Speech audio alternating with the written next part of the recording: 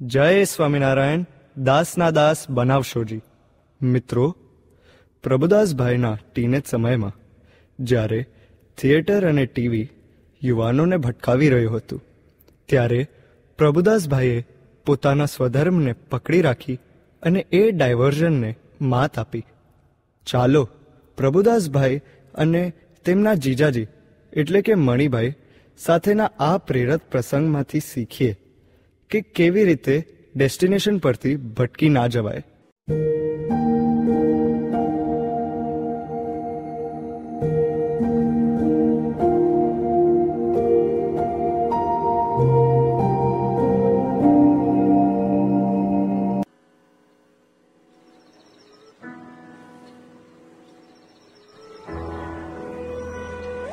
અરે પ્રભુદાસ, શું કરે છે? મનીલાલ, આવી ગયા તમે? હું તો મારા એક્ઝામની તૈયારી કરું છું. સારું સારું. તારે કોઈ પૈસાની અથવા બીજી કોઈ વસ્તુની જરૂર હોય તો કહેજે મને. અને હા, જો જ્યારે પણ કોઈ મૂવી જોવું હોય તો કોઈ ચિંતા ના કરતો. આપના પોતાના 3 થિયેટર છે, આણંદ, નડિયાદ અને અમદાવાદમાં. આમાંથી કોઈ પણ થિયેટરમાં જઈને મૂવી જોઈ આવજે. તારા બધા જ મિત્રો આવતા હોય છે, પણ તું કેમ એમની સાથે નથી આવતો? મનીલાલ, તમે ખોટું નહીં લગાડતા, પરંતુ તમને મૂવી લાવતા આવડતું જ નથી. મને મૂવી લાવતા નથી આવડતું? અરે પ્રભુદા, હું જે મૂવી લાવું છું એ જોવા માટે તો આપના થિયેટરની બહાર લાઈનો પડે છે, લાઈનો.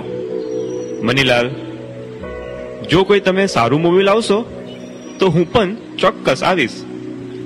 સારું મૂવી? એ કેવું પાછું? સારું મૂવી એટલે જેમાંથી કંઈક આપણને પ્રેરણા મળે.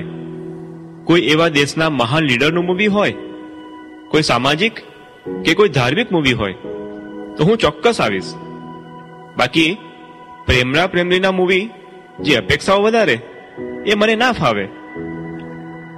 પણ પ્રભુદા, બધાને તો આવા જ મૂવી ગમે, અને તારા બધા જ મિત્રો પણ મૂવી જોવા આવે છે. ખાલી તું એક જ એવો છે જે મૂવી જોવા નથી આવતો. મનીલાલ, મારા જીવનનો ધ્યેય કોક જુદો છે. પ્રભુએ આપેલું આ દેહ પ્રભુના જ ગમતામાં વાપરવું એ આપણો સ્વધર્મ છે. આંખે કરીને યોગ્ય જ જોવું, કાને કરીને યોગ્ય જ સાંભળવું, જીભે કરીને યોગ્ય જ ખાવું અને બોલવું એ આપણો સ્વધર્મ છે. મૂવીમાં કોઈ સતીઓ નથી આવતી. એવા પાત્રોને જોવાથી આંખ પણ બગડે અને મન પણ બગડે. આ મૂવીમાં જે જોયેલો કચરો આપની ઇન્દ્રિયો અને અંતઃકરણને બગાડી નાખે, જેમાંથી મને કે સારું નથી મળવાનું, એવા મૂવી જોઈને હું મારો સમય કેમ બગાડું? ધન્ય છે પ્રભુદા તારી સમજણને, અને ધન્ય છે તારા સ્વધર્મને.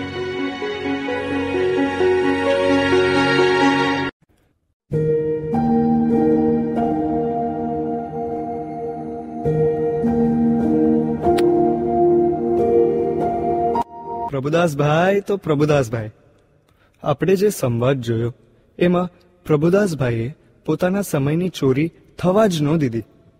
શું આપણે જાણીએ છીએ કે આપણા સમયની ચોરી થઈ રહી છે કે નહીં? તો ચાલો સમયની ચોરીનો એક સંવાદ નિહાળીએ.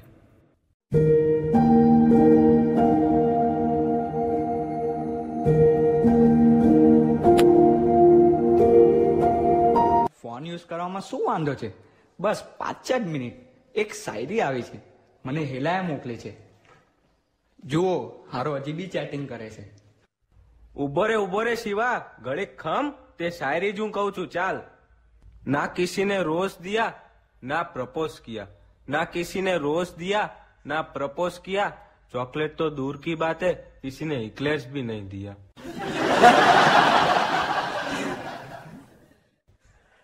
જુઓ મિલનભાઈ, આ હર્ષ મને આવું બધું મોકલે છે.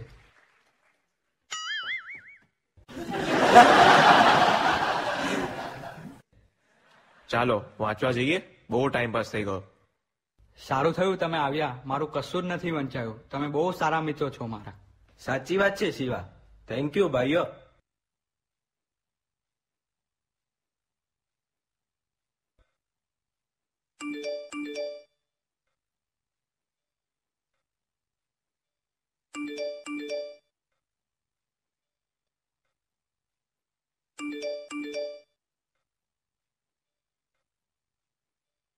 ઉભા રહ્યો.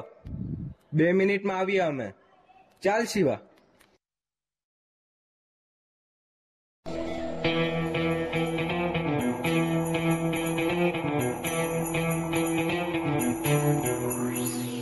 તું પોસ્ટ પર લાઈક કર, નવી પોસ્ટ આવી છે. ઓ શિવ 0203 જો નવી રીલ્સ આવી છે, જો.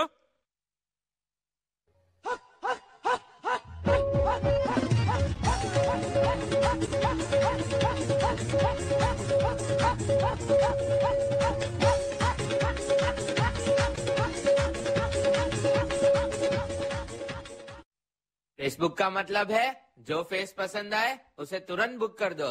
जो शिव हर्ष फेसबुक पर कौन नવું આવ્યું? હલાવે બહુ બધી ફ્રેન્ડ રિક્વેસ્ટ તો પેન્ડિંગમાં પડેલી છે, ચાલો એક્સેપ્ટ કરી લો. સ્નેપચેટ ખોલે તો ફિલ્ટર બોલે, ફિલ્ટર બોલે તો સ્ટ્રીક ડોલે. જુઓ યુઝરો, નવું ફિલ્ટર આવ્યું છે, જુઓ. 1 hour later. 1 hour later. 1 hour later. 1 hour later. 1 hour later. मुझे पसंद करने वाले करोड़ों लोग हैं बाहर. ઓ યુઝરો અહીંયા આવો, જો લેટેસ્ટ પોસ્ટ આવી છે, લાઈક કર, ચાલ કમેન્ટ પણ કરી દે. ઓ યુઝરો, સ્નેપની સ્ટ્રીક તૂટવી ના જોઈએ, નહીં તો સ્નેપમાંથી કાઢી નાખીશ. અને રેગ્યુલર અપડેટ હોવું જોઈએ સ્નેપનું, નહીં તો ભાઈ ગેટ આઉટ. નાના ભાઈ, મને બહાર ના કાઢતો, અત્યારે જ સ્નેપ મોકલું બધાને. 2 hours later. 2 hours later. 2 hours later. 2 hours. હા 12 વાગી ગયા. 3 કલાકથી મેં આવ્યા છે ભાઈ. અને તમે લોકો ફોનમાંથી જ નવરા નથી પડતા. અમે તો તમને શીખવાડવા આવ્યા હતા, તમે કશું જ કર્યું નથી, નકરો ટાઈમપાસ જ કર્યો છે. ચાલો ભાઈઓ આપણે જઈએ. તમે તમારી રીતે કરી લેજો, અમે ચાલ્યા. આ સોશિયલ મીડિયાએ તો પથ્થર જીકી નાખી છે. અરે ભાર્ગવભાઈ, સોશિયલ મીડિયા તો આપણને ફ્રેશ કરવા માટે બનાવી છે. Only little time entertainment. એવું લિટલ ટાઈમ એન્ટરટેનમેન્ટ? આ 3 કલાક લિટલ ટાઈમ લાગે છે, તો ફૂલ ટાઈમ શું હશે? 24 કલાક. દેવભાઈ તમે થોડું સમજાવો.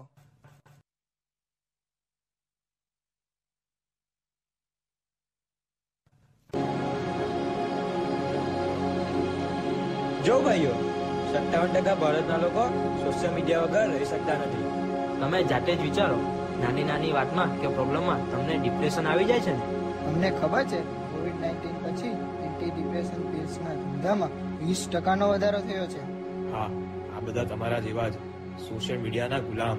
તમે જ જુઓ, આ સોશિયલ મીડિયાના ક્રિએટરે જાતે જ કીધું છે કે આ બધું તમને જર્સી બનાવવા માટે જ બનાવવામાં આવ્યું છે.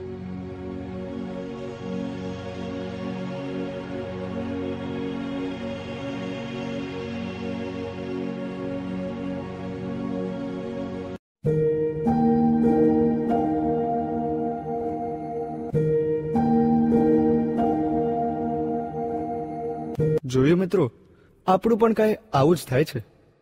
ટાઈમની ચોરી. નોટિફિકેશન. કલાકો ક્યાં ચાલ્યા જાય કાંઈ જ ખબર ન પડે.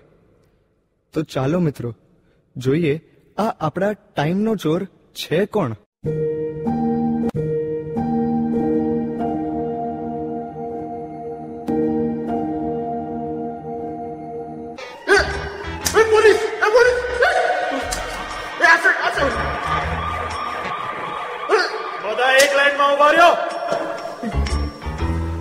આટલા કરોડો કલાકની ચોરી કરવા વાળા આજે હાથમાં આવ્યા છે. હા, આટલી બધી ચોરી કરી પણ આજ સુધી કોઈને ખબર નથી પડી. આજે તો મારે જોઈ જ લેવું છે કે આ ખરેખર છે કોણ.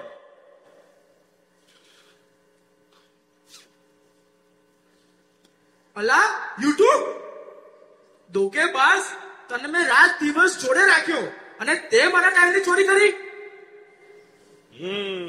ના સાહેબ, ના. અરે નેટફ્લિક્સ તું તું તો ખરો ઢોંગી નીકળ્યો. મહિનાના $10 મહિનાના $10 કરીને કલાકોને કલાકોની ચોરી કરી ગયો.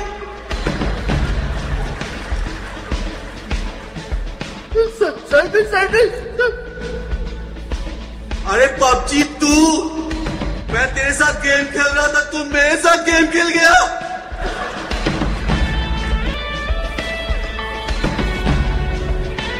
नहीं सब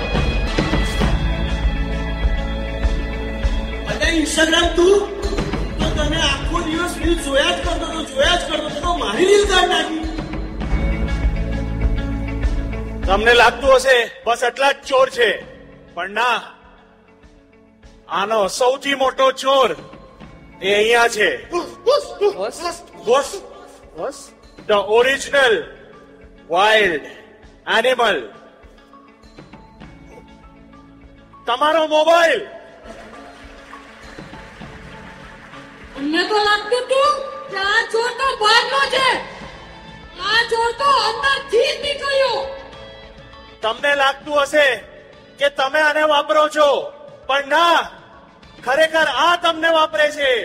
આ વાઇલ્ડ એનિમલ, આ મોબાઈલ તમારી પથારી ફેરવે છે.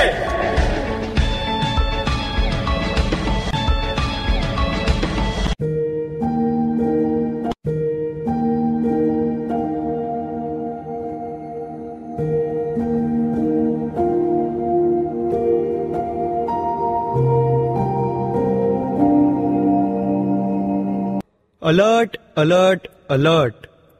મિત્રો, જેમ હરિપ્રસાદ સ્વામીજી એટલે કે પ્રભુદાસભાઈએ પોતાના 5 સેન્સીસને પોઝિટિવ રાખ્યા અને એમના ટાઈમની ચોરી ના થવા દીધી, તેમ એના એ જ ગુરુહરિ પ્રબોધ સ્વામીજી પણ એ જ કહે છે, વિદ્યાર્થીએ જાગ્રત રહેવું પડે, સત્સંગીએ જાગ્રત રહેવું પડે. વિદ્યાર્થી જાગ્રત ના રહે તો ભણી ના શકે.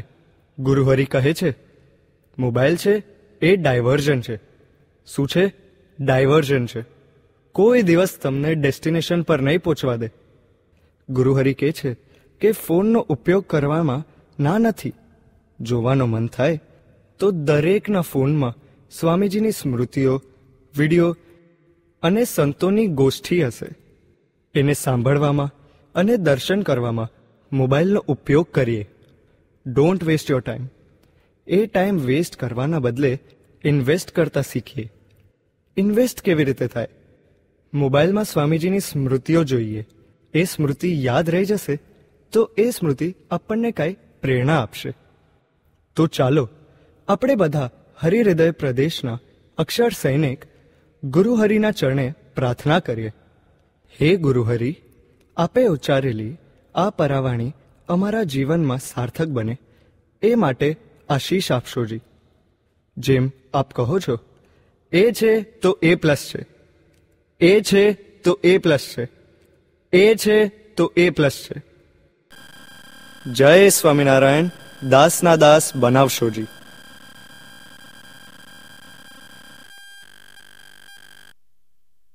બધા એક સાથે. એ છે તો, એ છે તો, એ છે તો.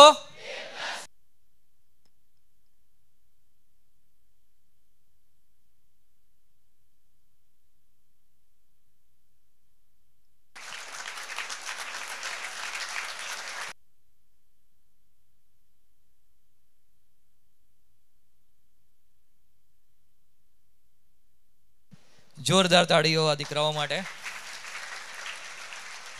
ગુરુહરિની આંખમાં આંસુ આવી ગયા. દીકરાઓએ આટલું અદ્ભુત આપણી સમક્ષ સુંદર સંવાદ રજૂ કર્યો. એ છે તો એ પ્લસ છે, અને આપણો સમયની ચોરી જે કરી જાય છે, એ જે ખરેખર અપરાધી છે, જે ક્રિમિનલ્સ છે, એનું આપણને દર્શન કરાવ્યું. નેટફ્લિક્સ છે, ઇન્સ્ટાગ્રામ છે, વોટ્સએપ છે, યુટ્યુબ છે, એ બધા. અને સૌથી મોટો ચોર એ આપણો મોબાઈલ છે. તો આપણે બધા એવો સંકલ્પ કરવો છે, અક્ષર સેનાના બધા યુવકોએ સંકલ્પ કરવો છે કે જ્યાં સુધી આપણે ભણીએ છીએ ત્યાં સુધી આપણે મોબાઈલથી દૂર રહેવું છે.